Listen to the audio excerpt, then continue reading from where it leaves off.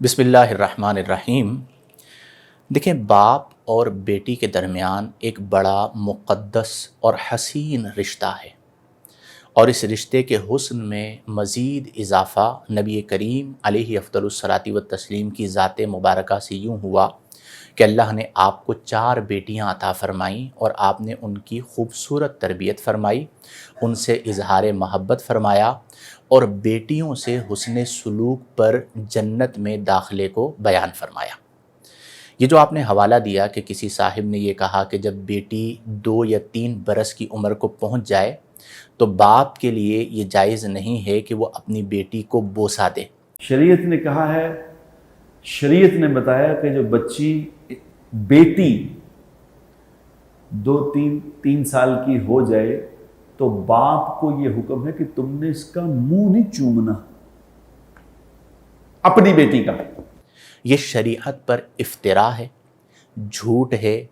जरी है ऐसा शख्स कि जो इस बात को इस्लाम की तरफ मंसूब करता है। फ़ुक़हाए अहनाफ ने और दीगर मुहक्किकीन ने बेटी के बोसे की मुमानात के हवाले से कुछ नहीं लिखा,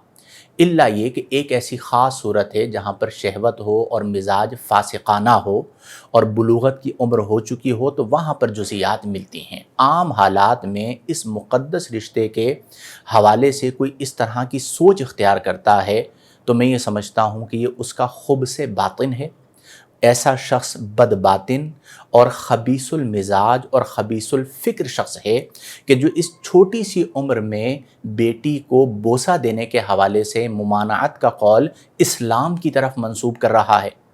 अगर मैं आपके सामने 2 हवाले पेश करूं, एक हवाला सय्यदुल अंबिया सल्लल्लाहु अलैहि व आलिहि वसल्लम का कि नबी करीम अलैहि अफ़्ज़लुस्सलाति व तस्लीम बिल उमूम बच्चों को बोसा दिया करते थे, लोगों के सामने दिया करते थे ताकि लोगों में तरगीब पैदा हो, और बिलखुसूस हज़रत सय्यदा कायनात फ़ातिमतुज़ ज़हरा रज़ियल्लाहु ताला अन्हा से जो नबी करीम अलैहि अफ़्ज़लुस्सलाति व तस्लीम का प्यार था, उस प्यार की बिना पर नबी करीम अलैहि अफ़्ज़लुस्सलाति व तस्लीम हज़रत फ़ातिमतुज़ ज़हरा रज़ियल्लाहु ताला अन्हा की पेशानी मुबारक को चूमा करते थे। और ये यानी 2-3 साल का चूँकि हवाला दिया गया तो इसलिए मैं ये बात कह रहा हूँ कि ये सिर्फ़ उस उम्र में नहीं बल्कि सय्यदा कायनात की उम्र बुलूगत के बाद भी नबी करीम अलैहि अफ़्ज़लुस्सलाति व तस्लीम का बोसा फ़रमाना साबित है।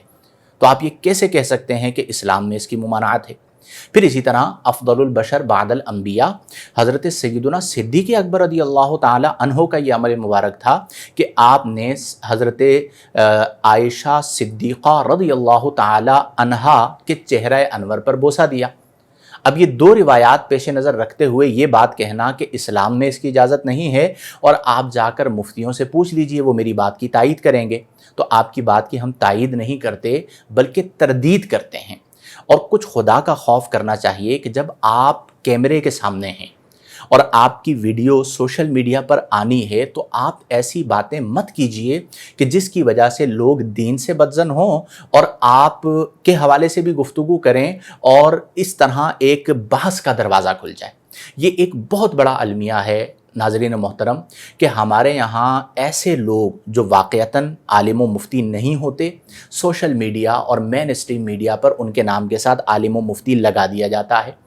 उनकी फ़ैन फॉलोइंग होती है। क्या कभी किसी ने ये तसव्वुर किया था कि एक मुफ्ती के नाम के साथ टिकटॉक स्टार लगेगा? क्या कभी किसी ने ये तसव्वुर किया था कि एक मसखरे को मिंबर रसूल सल्लल्लाहु अलैहि वसल्लम पर बिठा दिया जाएगा और वो उस पर लताइफ सुनाएगा और हमारी पब्लिक मज़े लेने के लिए दीन को सुनेगी? और उसमें कई ऐसी बातें हैं जिनका दीन से कोई ताल्लुक़ नहीं, हुर्मते मिंबर व मेहराब को पामाल किया जा रहा होता है। तो खुदारा इस बात को भी समझिए कि हम दीन किससे ले रहे हैं। क्या वो वाक़यतन मुस्तनद आलिम है? क्या वो वाक़यतन मुस्तनद मुफ्ती है? उसने फतवा नवीसी की है, उसने फतावाए शामी को पढ़ा है, उसने बहरुर राइक को पढ़ा है, उसने कंजुद दकाइक शरहुल विकाया को पढ़ा है? क्या वो जानता है कि उसूल इफ्ता क्या हैं? उसने अपनी ज़िंदगी में कितने फतवे लिखे हैं? उसको हालात ज़माना के बारे में क्या मालूम है? جس کے ساتھ جی چاہتا ہے یا تو کوئی اور اس کے نام کے ساتھ مفتی لگا دیتا ہے، یا خود آج کل کچھ ایسے جری افراد پیدا ہو گئے ہیں جو اپنے نام کے ساتھ مفتی لگاتے ہیں اور پھر خود بھی گمراہ ہوتے ہیں اور لوگوں کو بھی گمراہ کرتے ہیں۔ تو بہرحال یہ اتنا مقدس رشتہ ہے کہ میں مہذب الفاظ کے ساتھ صرف اتنا کہہ سکتا ہوں کہ اس حوالے سے جو گندی سوچ رکھتا ہے وہ انتہائی بدباطن، خبیث المزاج اور خبیث الباطن شخص ہوگا جو اس تقدس والے مقدس رشتے کے حوالے سے اپنے ذہن کے اندر نیگیٹیوٹی رکھتا ہو۔ تو بہرحال اسلام میں اس کی کوئی ممانعت نہیں ہے، یہ بڑا مقدس رشتہ ہے، یہ ہمارے دین کا حسن ہے، بیٹیاں اللہ کی رحمت ہیں۔ وہاں پر تو اس طرح کی جس باطن بدبختی والی سوچ کی بنا پر یہ مسئلہ بیان کیا گیا، اس بات کا تو تصور بھی نہیں ہوتا، اس بات کی طرف تو گمان بھی نہیں ہوتا، اور آپ اس طرح کی چیزیں آ کر بیان کر دیں کہ اسلام میں یہ ہے، تو خدا را کچھ خدا کا خوف کریں۔ اور کبھی بھی اگر آپ بالفرض، میں اکثر ایک بات کہتا ہوں کہ ممبر و محراب امانت ہوتے ہیں، جب آپ ان ممبر و محراب پر مسخروں کو بٹھا دیں گے، نااہل لوگوں کو بٹھا دیں گے، تو پھر دین تماشا بن جائے گا،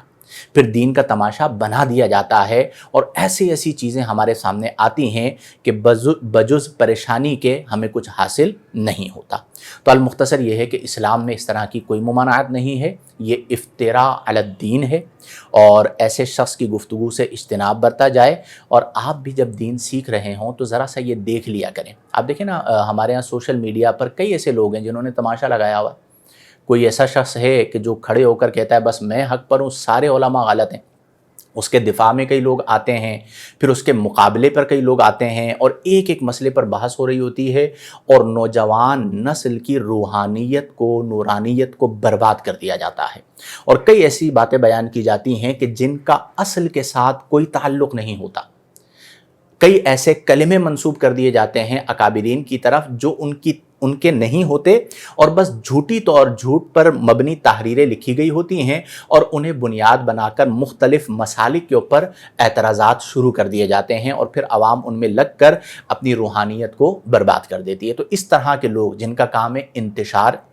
جن کا کام ہے افتراق، جن کا کام ہے سوشل میڈیا کے ذریعے سستی شہرت حاصل کرنا، جس کے لیے عجیب و غریب جو ہے وہ تھم نیل لگا رہے ہوتے ہیں، عجیب و غریب جملے لکھ رہے ہوتے ہیں جو حیا سوز ہوتے ہیں،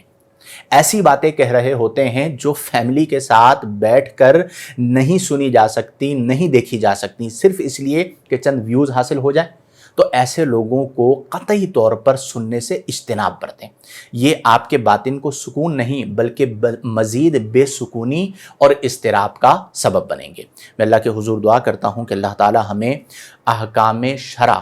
قرآن و حدیث کے مطابق سیکھنے سمجھنے کی توفیق عطا فرمائے۔ وآخر دعوانا ان الحمد للہ رب العالمین۔